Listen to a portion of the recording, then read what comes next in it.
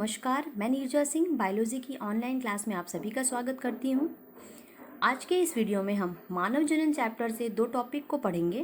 पहला टॉपिक है प्राथमिक तथा द्वितीयक लैंगिक अंग, primary and secondary sexual organ.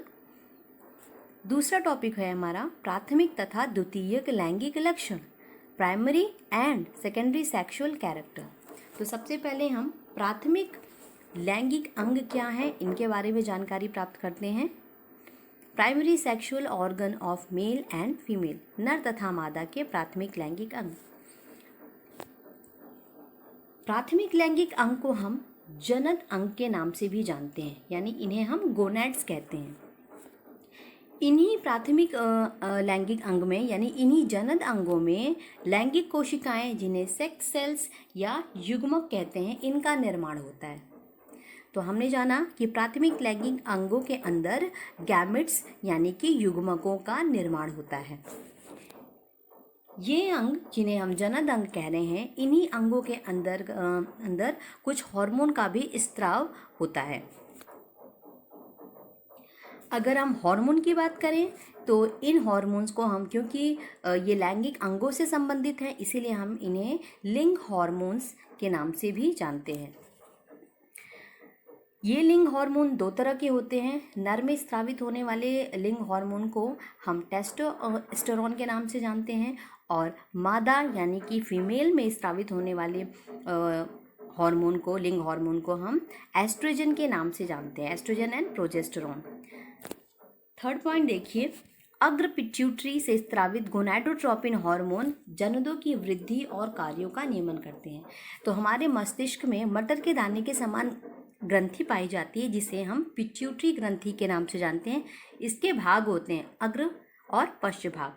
तो अग्र भाग से एक हार्मोन निकलता है जिसे हम गोनाडोट्रोपिन कहते हैं, क्योंकि ये जनन अंगों पे काम करता है, इसीलिए इसका नाम है गोनाडोट्रोपिन। ये हार्मोन इन जनन अंगों पर कार्य करके अन्य हार्मोन के स्त्राव को प्रेरित करता है, ठीक है, जिसके कारण जनन अंगों की वृद्धि और इन जनन से संबंधी जो भी कार्य होते हैं उनका नियमन होता है। अब देख लेते हैं कि नर में प्राथमिक जनन अंग क्या होंगे। तो नर के प्राथमिक जनन अंग वृषण यानी कि टेस्टिस कहे जाते हैं। इन्हीं टेस्टिस यानी वृषण में नर युग्मक यानी कि शुक्राणु का निर्माण होता है। शुक्राणु यानी कि स्पर्म। बहुत इंपॉर्टेंट है इस चीज़ को समझना, क्योंकि आगे चैप्टर में ये काम आएगा। तो नर के प्राथमिक जनन अंग क्या हुए? वृषण होते हैं, जो कि जोड़ी में पाए जाते हैं, जिन्हें हम टेस्टिस कहते हैं। और इन्हीं वृषण के अंतर नर युग्मक यानी कि शुक्राणुओं का, स्पर्म का निर्माण होता है। सेकेंड देखिए, मादा के प्राथमिक जनन अंग। तो मादा के प्राथमिक जनन अंग के अंतर्गत ओवरी यानी कि अंडाशय आते हैं। ये भी जोड़ी में पाया जाता है, राइट और लेफ्ट ओवरी। तो ये भी क्या करते हैं? मादा युग्मक यानी कि अंडाणु का निर्माण करते हैं। तो हमने ये जाना कि नर का जो प्राथमिक जनन अंग है वह वृषण होता है, टेस्टिस होता है, और मादा का प्राथमिक जनन अंग ओवरी यानी कि अंडाशय होता है। ये दोनों चीज़ें इंपॉर्टेंट हैं। और नर का जो प्राथमिक जनन अंग है, वृषण के अंदर शुक्राणु का निर्माण होगा, और मादा के प्राथमिक जनन अंग यानी अंडाशय के अंदर अंडाणु यानी ओवम का निर्माण होगा। अब हम नर के द्वितीयक लैंगिक अंग को पढ़ेंगे, secondary sexual organ of male. अब पहले ये जान लेते हैं कि द्वितीयक लैंगिक अंग होते क्या हैं। तो द्वितीयक लैंगिक अंग जो हैं, ये ना तो युग्मक का निर्माण करेंगे और ना ही इनसे कोई हार्मोन स्रावित होगा, यानी इनसे कोई भी हार्मोन्स नहीं निकलते और ना ही इनमें युग्मक यानी गैमेट्स बनते हैं। लेकिन फिर भी जनन की दृष्टि से ये किसी न किसी तरह से सहायक होते हैं। तो नर में निम्नलिखित लैंगिक अंग आते हैं। इसका डायग्राम यानी कि नर जनन तंत्र को हम अगले वीडियो में विस्तार से पढ़ेंगे, इसीलिए इसका डायग्राम यहाँ पे नहीं दिया गया है। तो आप इस ध्यान दीजिए कि नर के द्वितीयक लैंगिक अंग में अन्य कौन कौन से भाग आएंगे। तो पहला होता है अपवाहक नलिका, जिसे वासा एफरेंशिया के नाम से जानते हैं। दूसरा अधिवृषण, इसे एपिडिडाइमिस कहते हैं। तीसरा शुक्र वाहिनी, इसे वासा डिफरेंशिया कहते हैं। चौथा शुक्राशय यानी सेमिनल वेसाइकल।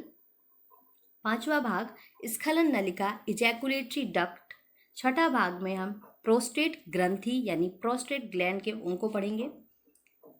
सातवां भाग है काउपुर ग्रंथि, इसे बल्बो यूरेथ्रल ग्लैंड के नाम से भी जानते हैं, यानी काउपर ग्रंथि या बल्बो यूरेथ्रल ग्रंथि। आठवां है मूत्रमार्ग यूरेथ्रा और सबसे अंत में शिशन यानी कि पेनिस। तो ये पूरे 9 भाग ये नर के द्वितीयक लैंगिक अंग यानी सेकेंडरी सेक्सुअल ऑर्गन के अंतर्गत आते हैं, जो कि ना तो इनमें न्युग्मक का निर्माण होता है और ना ही ये किसी हार्मोन का स्राव करते हैं, फिर भी जनन की दृष्टि से ये किसी न किसी तरह से सहायता प्रदान करते हैं। नेक्स्ट हम मादा में द्वितीयक लैंगिक अंग को जान लेते हैं कि मादा में द्वितीयक लैंगिक अंग क्या क्या होते हैं। तो secondary sexual organ of female. तो क्योंकि प्राथमिक लैंगिक अंग जो भी होते हैं वहाँ पर डायरेक्ट युग्मकों का निर्माण होता है, यानी वो युग्मक के निर्माण से संबंधित होते हैं, साथ ही साथ उनसे कुछ हार्मोन भी स्रावित होते हैं जो जनन की प्रक्रिया को में सहायता करते हैं। तो द्वितीयक लैंगिक अंग अगर मादा में देखा जाए, फीमेल में देखा जाए, तो अंडवाहिनी होती हैं जिसे हम फैलोपियन नलिका या फैलोपियन ट्यूब के नाम से जानते हैं। दूसरा गर्भाशय यूटेरस या वॉम्ब के नाम से हम जानते हैं। तीसरा भाग है योनि यानी कि वेजाइना। चौथे भाग में कई सारे अंग आते हैं जिन्हें बाह्य जनन अंग एक्सटर्नल जेनाइटेलिया या हम इसे बाह्य जननांग के नाम से भी जानते हैं। फिफ्थ पॉइंट में स्तन ग्रंथियां, एक जोड़ी स्तन ग्रंथियां आती हैं क्योंकि मनुष्य ये स्तनधारी प्राणी के वर्ग में आता है, इसीलिए एक जोड़ी स्तन ग्रंथियां पाई जाती हैं मादा में, मैमरी ग्लैंड्स। अगला टॉपिक है नर में प्राथमिक लैंगिक लक्षण, primary sexual character in male, यानी नर में प्राथमिक लैंगिक लक्षण क्या होते हैं। तो सबसे पहले जान लेते हैं प्राथमिक लैंगिक लक्षण होते क्या हैं। प्राथमिक लैंगिक लक्षण के अंतर्गत हम जन्म से उपस्थित लैंगिक अंगों को पढ़ते हैं तथा एक विशेष समय बाद या अवस्था में इन लैंगिक हार्मोन की उपस्थिति में इनका मैच्योर होना या परिपक्व होना ही प्राथमिक लैंगिक लक्षण कहलाता है। अब नर की बात करें विशेषतः, तो नर में जन्म से वृषण की उपस्थिति तथा इनके साथ ही साथ द्वितीयक लैंगिक अंगों का उपस्थित होना तथा इनका विकास होना और एक विशेष अवस्था में शुक्राणुओं का निर्माण होना, ये सभी नर के प्राथमिक लैंगिक लक्षण होते हैं। दूसरा है मादा में प्राथमिक लैंगिक लक्षण यानी primary sexual character in female.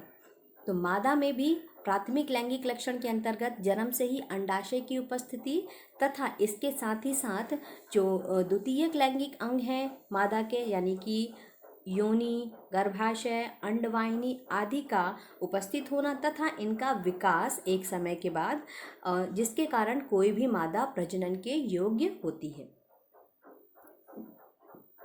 हमारा अगला टॉपिक है नर में द्वितीयक लैंगिक लक्षण क्या होंगे, secondary sexual character of male.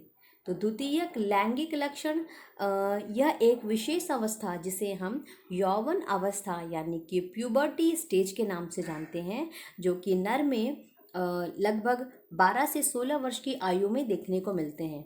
ये सभी लक्षण जो हैं ये कुछ विशेष हार्मोन जिन्हें हम लिंग हार्मोन के नाम से जानते हैं। नर में लिंग हार्मोन टेस्टोस्टेरोन होता है जिसके प्रभाव से शरीर में कुछ परिवर्तन देखने को मिलते हैं। यही सभी द्वितीयक लैंगिक लक्षण के अंतर्गत आते हैं। ठीक है, तो इनमें कुछ डिस्कस किए गए हैं जो इस प्रकार से हैं। पहला, कंधे चौड़े हो जाते हैं, शरीर सुडौल और ताकतवर हो जाता है, वृद्धि के कारण लंबाई बढ़ती है, चेहरे और शरीर के अन्य भागों में बाल निकलना शुरू हो जाते हैं, आवाज़ में भारीपन आ जाता है और जनन अंगों के आकार में वृद्धि होती। जो भी जनन अंग है वो आकार में बढ़ते हैं, बहुत ही प्रोमिनेंट हो जाते हैं।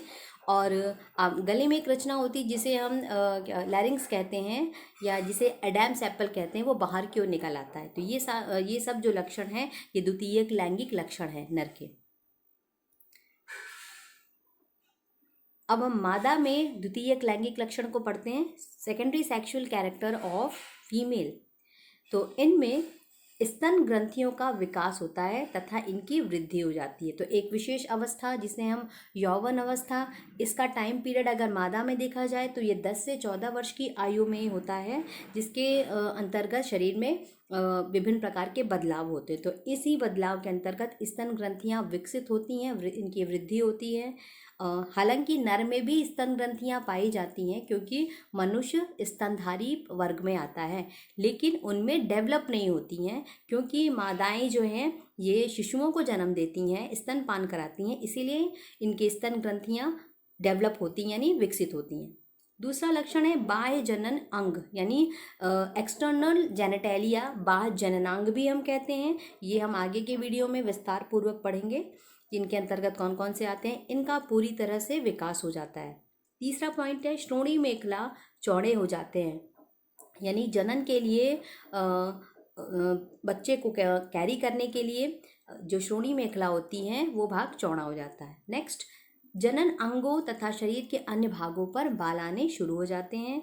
और लास्ट पॉइंट है मासिक चक्र, यानी कि मेंस्ट्रुअल साइकिल प्रारंभ हो जाता है, जिसके फलस्वरूप क्या होता है, हर मंथ या हर मासिक चक्र में एक अंडाणु रिलीज किया जाता है। तो ये सारे जो लक्षण हैं ये द्वितीयक लैंगिक लक्षण होते हैं। ये भी मादा हार्मोन जिसे हम एस्ट्रोजन और प्रोजेस्टेरॉन के नाम से जानते हैं, इनके प्रभाव से ही शरीर में ये सारे परिवर्तन देखने को मिलते हैं। तो मादा में जो लिंग हार्मोन है इसे हम एस्ट्रोजन एंड प्रोजेस्टेरॉन के नाम से जानते हैं, और नर में जो लिंग हार्मोन है उसे हम टेस्टोस्टेरोन के नाम से जानते हैं। तो आज की वीडियो में इतना ही। अगले वीडियो में हम नर जनन तंत्र को विस्तार पूर्वक पढ़ेंगे। धन्यवाद।